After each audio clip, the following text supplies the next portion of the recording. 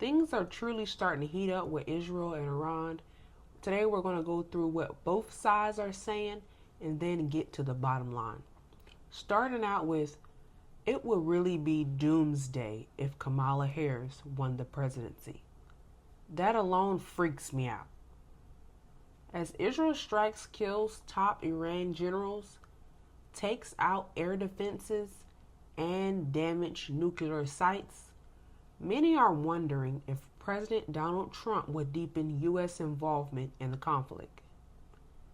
Trump has long railed against what he refers to as the stupid endless war waged by his predecessors, including Afghanistan and Iraq, where the U.S. helped overthrow governments. But with Iran's government looking increasingly fragile, if the U.S. does get involved, its strikes could help severely damage the country's nuclear program or even end its 4-year decade theocracy. Trump stated, "I may do it, I may not do it. I mean, nobody knows what I'm going to do." Which no one should know what the president is doing, because us American citizens are watching, and you best believe your bottom dollar that the world is watching as well. So it's important that he hasn't been talking too much about this, but he is saying enough to send signals that Iran, you may want to back down. But the recent history of U.S. attempts to remake the Middle East by force is one of the costly blunders and colonial failures, and there are plenty of hard-earned lessons for anyone who wants to try it again. Initial success is often fleeting. U.S. Special Forces and Afghan allies drove the Taliban from power and chased Osama bin Laden into Pakistan within months of the September 11, 2001 attacks. American tanks rolled in weeks after the 2003 invasion that toppled Saddam Hussein in Iraq. Both wars went on for years. The Taliban waged a tenacious insurgency for 2 decades and swept back into power as the U.S. beat a chaotic retreat in 2021. Overthrow of Saddam plunged Iraq into chaos. Israel may succeed in taking out Iran's air defenses, ballistic missiles, and much of its nuclear program, but that would still leave hundreds of thousands in the military. The Revolutionary Guard and forces known as Bazag, who played a key role in squashing waves of anti-government protest in recent years. Ground forces are key, but do not guarantee success. Airstrikes have never been enough on their own. There are currently no insurgent groups in Iran capable of taking on the Revolutionary Guard, and it's hard to imagine Israel or U.S. forces launching a ground invasion of a mountainous country of some 80 million people that is about 4 times as big as Iraq. Speaking of the history of Trump's predecessors, Obama has done some crazy, incompetent things. One starting with giving Iran $1.9 billion. Why would he do that? And then he goes on and act like he was going to help Kamala destroy the world, including America. It would have been a nightmare. A split in Iran's own security forces would furnish a ready-made insurgency, but it will also likely tip the country into civil war. There's also the question of how ordinary Iranians would respond. Protests in recent years show that many Iranians believe their government is corrupt and repressive and will welcome its demise. But the last time a foreign power attacked Iran, the Iraqi invasion of 1980, people rallied around the flag. At the moment, many appear to be lying low or leaving the capital. Be wary of exiled opposition groups. Some of the biggest cheerleaders for the U.S. invasion of Iraq were exiled opposition figures, many of whom had left the country decades before.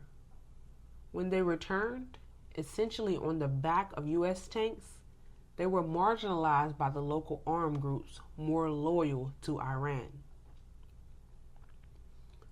There are several large Iranian opposition groups based abroad, but they are not united, and it's unclear how much support any of them has inside the country. The closest thing to unifying opposition figure is the son of Shah, who was overthrown in the 1979 Islamic Revolution that brought the theocracy to power. But many Iranians have bitter memories of repression under Shah, and others might reject over his outreach to Israel, especially if he tries to ride to power on the back of a foreign invasion.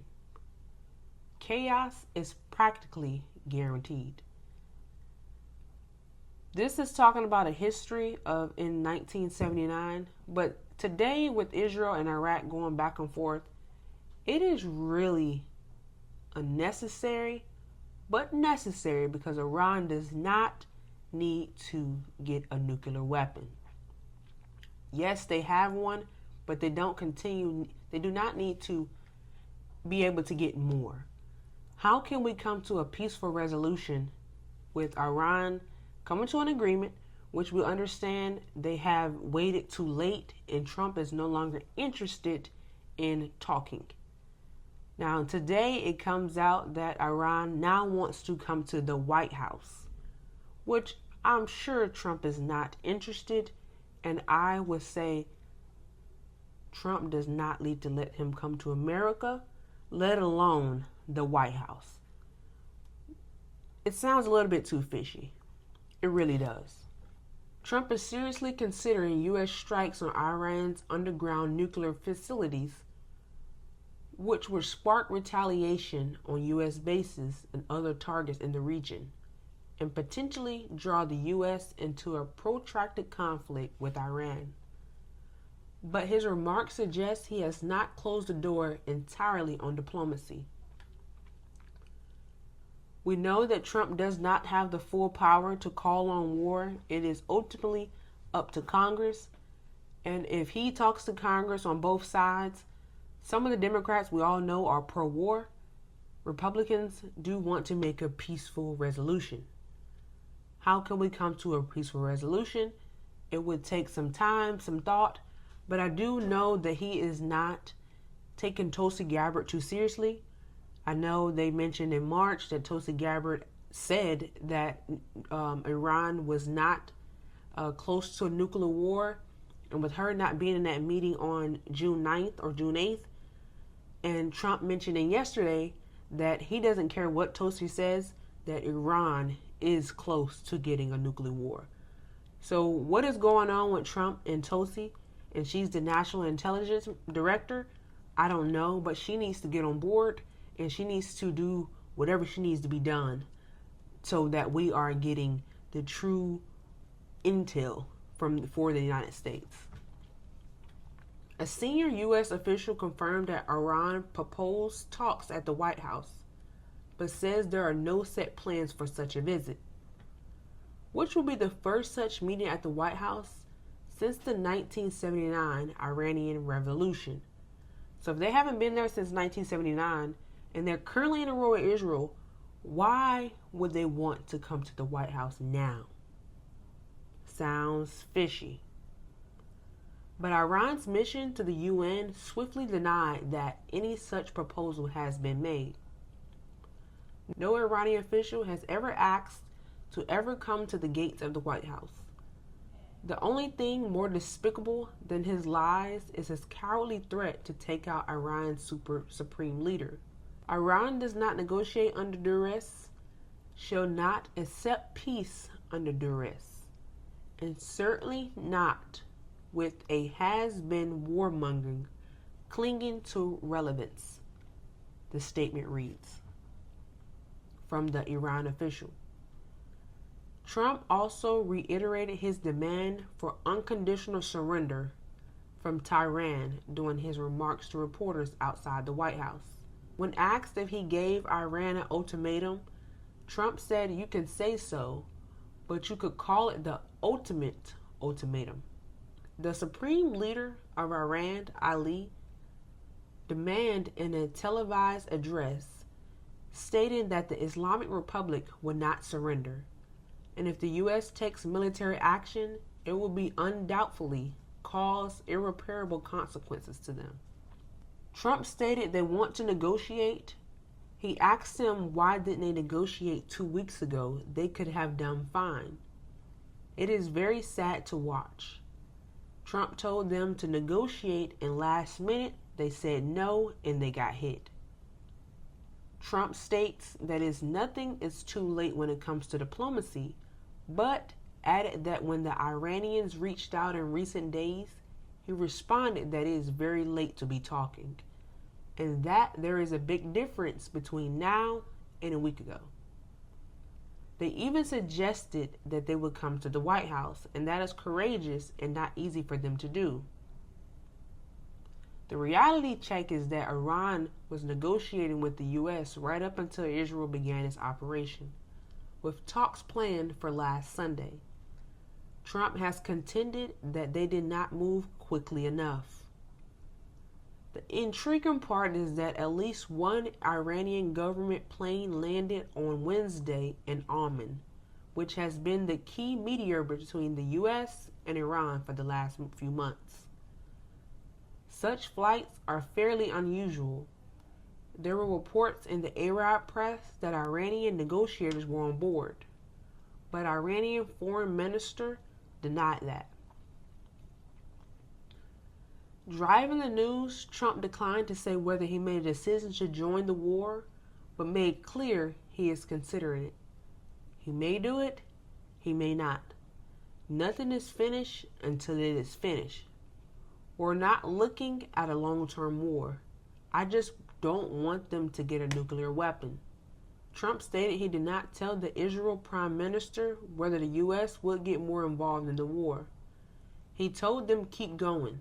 I talk to him every day. So far, he is doing good, Trump said. The president stressed that Iran is defenseless and added he doesn't know how long they can keep on fighting under the circumstances. Here lately, the Defense Secretary Pete Hegseth declined to provide details of the U.S. military plans in Iran during an open-door Senate hearing. He said only that if and when Trump orders a strike, the Pentagon will be ready to execute it. I don't have a side, but I do have a message. We have to continue to watch this play out.